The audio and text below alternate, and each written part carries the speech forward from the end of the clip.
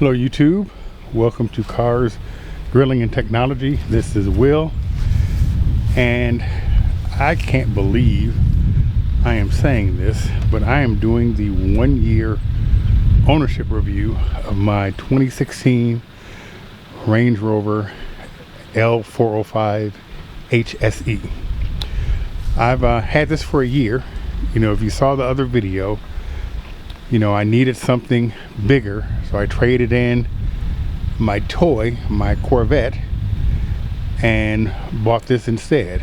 You know, we're going to do another toy in the summer, but at the time I needed something that I could get more than one person into. So it's been a year already. You can walk around the car and see this thing is still in just excellent condition to be a car that is on the verge of being 10 years old. I mean, the only scratches on here which irritated me is I am one of those people that always parks like a million miles away from everybody. The one time I parked near some other cars, I was in a store for about 10 minutes and came out to like 4 scratches. And I touched them up the best I could. Hold on, there's an airplane going over. I touched them up the best that I could, but I am no expert at this, but I still think it looks good. It's one of those things that I notice them every time I look at the car, but your average person would not notice it. On the outside, there were some other things that I wanted to do, but in my intro video, I am not sure if I had the wheels done or not. I originally had the wheels done in black, like a black chrome, and I just thought that on this car with this combination, regular chrome would look better. So about 3 months ago, I would say, I had them changed to chrome, and I do think I like this a lot better. I normally don't buy a lot of cars with black wheels on them. Like my Tesla, I still got the winter wheels on it because I'm not really driving it that much and it's almost winter. It has the Tesla turbine gray wheels that look amazing, but usually I don't go for black, and this one time I did, and I just thought this looked better with the chrome. I'm one of those people, and if you're a car guy or girl, you'll understand what I'm saying, is that when you're driving down the street and you pass a bunch of mirrors or a bunch of glass, you want to look and see how cool your car looks. And I think chrome just spins better when you're riding by. In the previous video, when I first got this car, I said, you know, I was talking about how people talk about Range Rovers and how don't buy it, it's a piece of garbage, you're going to spend all your money getting repairs on it. And I said in that video that I am holding my judgment out for one Range Rover, and that's this one. I mean, I'm sure that there are people that got some that they had issues with, but I am not basing anything I say on that. And I think that's the big issue with these vehicles, that people will go by what somebody told them, or it might be someone who had one and didn't do their maintenance, and then they just badmouth them and say how terrible they are. But this thing has been amazing, and anyone who's owned a Range Rover will tell you that these vehicles are special. I don't care what anybody says, these are just special.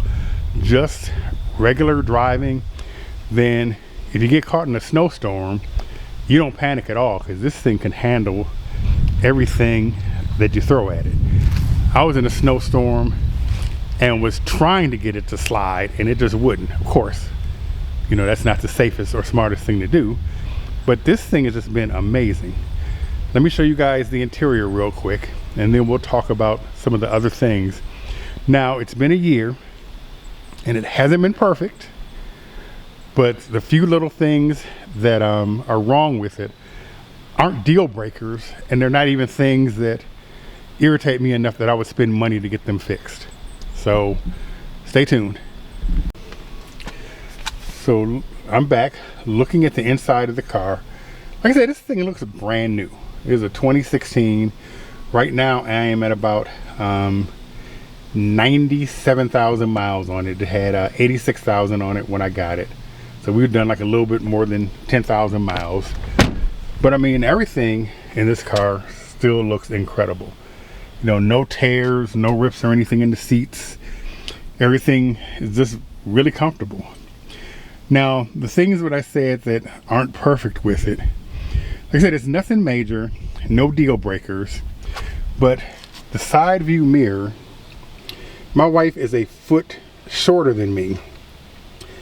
And what I find out is that when she tries to, well, when anybody tries to adjust the mirrors, it doesn't go all the way to the right. So it'll go to the left, up and down. So if she gets in here to drive it, once she does her setting, she'll have to adjust this mirror with her hand. Like I said, she doesn't drive it that often, and basically just a couple of pushes on the outside edge makes it perfect. Another thing is this has the lift gate where if you put your foot under here,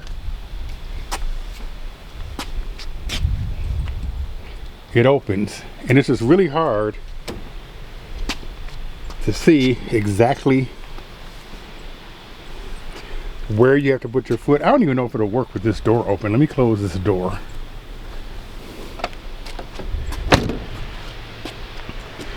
And then see if I can get it. Nope. I mean, it does work, but you have to get your foot. Oh, there it goes. You've got to put your foot in the exact right position for it to work. So it's somewhere like in this general corner. Like I said, that's not anything wrong with the vehicle. That's just how they designed it. I just have to get used to it. I guess I don't practice enough to be able to get it on the first time. And then you see how the clam shell opens up. How you've got the top portion, then you've got the bottom portion. Sometimes they open perfectly like they just did here, and sometimes they don't. It's just like when you push the button for the top to go up, it's supposed to go up, and generally it will go up a little bit. Of course it's going to work on the video. But sometimes it'll go up just a little bit and stop. And same thing with this, is that sometimes when you do it automatically, it won't come all the way down. There are sensors back here that prevent it from going up if there's something in the way. And I've always thought that maybe this cargo protector I had, because I have a rubber mat, that might be preventing it. It might be blocking up a sensor, or there might be something in here that when this hits this, it stops it and forces it to come back open. So I don't know how big of a deal that is as far as that's what's going on with it. But once again, that's not something that, you know, I would pay money to get fixed. I'm due for my oil change in about 3,000 miles. So I'll have my mechanic look at it, and if it's an adjustment or something, I'll get it fixed. If it's like they got to remove some panels and replace sensors and all that, I'm not even going to be bothered with that. That's not something I want to do. Believe it or not, other than that, when I said it hasn't been perfect, I mean, that's all I got. I mean, other than that, everything has been stellar on it. Now, when I first got this vehicle, I had an inspection done on it, and there were a few things that were wrong with it when I got it. So we're going to go under the hood. I'm going to show you what that stuff was, and then we'll take it from there. Stay tuned. I am back. So when I had my inspection done, and something that I want to reiterate, you know, I've been saying how great of a vehicle this has been, but you have got to do your inspection. It's just a must. If you can't find somebody to do the inspection or don't have time to get it done, do not buy one of these, because unless you know a lot about one of these cars, you could have a problem that needs to be addressed and have no idea. Case in point, this one had a coolant leak, and I'm sure that you've heard that Range Rovers are known for coolant leaks, and people say that their motor got damaged and destroyed. Well, the key is, when you have a leak, you have to get it fixed. You have to check your reservoir to make sure that it's not empty, or else you will have problems. Case in point, right behind this area, there's a crossover pipe. You know, most of the pipes are plastic on this car. There was a little crossover pipe that was leaking, and it wasn't leaking a lot. It was leaking just to make a small area wet. Now, if you have a car, you might just think, well, the reservoir is going down. That might just be from normal wear and tear, or it's using up coolant. And cars do burn a little bit of coolant, but not to the stage where you've got to top it off all the time. Like, ever since I got it fixed, I haven't had to top this off one time. You know, it might need to be topped off a little bit, but that might just be how it is. But that's not something that happens all the time. So when I had the inspection done, my mechanic showed me where it was leaking. And if he did not know exactly where to shine his flashlight to look, he would not have seen the leak. And your average mechanic would not see it because it wasn't leaking enough to cause a puddle. It was just leaking enough to make one little area wet. There's a space back here. It's maybe about that big where he had to shine the flashlight through to see it. If you're dealing with someone who doesn't know enough about Range Rovers, they wouldn't know where to shine the flashlight. So that was one thing that was wrong with it. And then there was a power steering pump or something with the power steering that was underneath here that wasn't leaking, but it was wet around the seals, so you could tell that it needed to be fixed. And there was one ball joint bushing that they had to replace. So all in all, the stuff that was wrong with it was $1,600. And basically I told the dealership that they had to take care of it, and they did. Now, I had the dealership, I bought it from a Cadillac dealership. I had them do the suspension work, which was a nightmare because I didn't trust them to do the engine work. Apparently I shouldn't have trusted them to do that, but they had the car for a month. I talk about that a lot more in the other video. But this back here, I would not trust them to do. So I told them that I wanted my mechanic to do it because they were actually going to send it to the dealer. But the dealer was going to replace it with another plastic piece. And most of the really good repair shops replace all those plastic pipes with aluminum. So that's what we had done. Now, out of pocket, you see this aluminum piece here? Originally, these are plastic. So there's an aluminum pipe here. I think there's another one back here. I don't know how well you can see that. But there's a total of 2 aluminum pipes that my mechanic said, hey, as long as I got this apart, because to replace that part, they had to take the supercharger off. So he said, as long as all of this is open, you should go ahead and replace those pipes. So I agreed to do that. And underneath here, there is a an oil cooler that sits right underneath the supercharger. And it had signs of leakage around the edge. Like I said, it wasn't making a puddle, but he said, look, as long as I got this open like this, you're only gonna pay for like basically the part because I'm in here already. So for the oil cooler and the coolant pipes, out of pocket for me was $1,600. So basically we were at about $3,000 worth of repairs, $3,200. And I paid for $1,600 of that, but that was basically for preventative maintenance. And there was one other thing that went wrong with it since I've had it, is that it's got a automatic oil level. So there's no dipstick on this vehicle.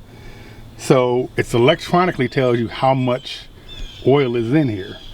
And I was out of town and looked at the meter, and it basically said that I didn't have any oil, and I knew that was wrong. So I had to have that fixed, which was about $280, which isn't horrible. And part of that, I take that back, it was about $400 because when they do that, they had to change the oil. Now I paid for an oil change when they did the oil cooler, then I had to pay for another oil change when they did the sensor. So I had to pay for 2 oil changes back to back. So that was about $400 worth of oil changes, which kind of sucked, but you know, I had to do it to get the car right. And other than that, I had to replace one of the tires back here because it had a bubble in it. And I'm trying to think of anything else I might have had to do, and I can't think of anything. I got some receipts in the back. I'm gonna look at those and show you that, and then we'll come back. Stay tuned. I'm back, and you know what? I did find another repair. So the labor for this was $140, and the part was $79, where I had to have an O2 sensor replaced. On these vehicles, if you're handy at all, the O2 sensors are very easy to get to. If you jack up the car, it's right in this area. You don't have to jack up the car very much, and you can actually reach them. My problem was that it was in there so tight that when I tried to use leverage, then the whole bolt started to strip. Not really strip, but move. So I didn't want to compress an exhaust pipe or do even more damage. So I took it to a muffler shop. You know, they heated it up, got the old one out, retapped the threads, and got me going, and they charged me $140 for labor. Other than that, there's some cosmetic things that I did, and there's a video for this also, is that my Range Rover letters looked horrible. They were all faded and crusty, and I've got a video from where I replaced those. It was the front and the back. The back was okay, but the front is what really looked bad. So they were silver, and I changed them to black. And also my vents and this molding was silver when I bought it, and I went with an all black theme because I was going to do the black. Well, I did the black wheels, but I still think it looks cool with the chrome and the black, especially because there's chrome accents on here. But other than that, I mean, that is it for my 1 year review. I mean, it's been amazing. You know, I'm glad that I haven't had any horror stories or anything, but I mean, it's been a great vehicle, you know. So gonna be some more videos coming with this. If you like what we're doing, please subscribe and hit the like button, and stay tuned. We got more content coming. Bye.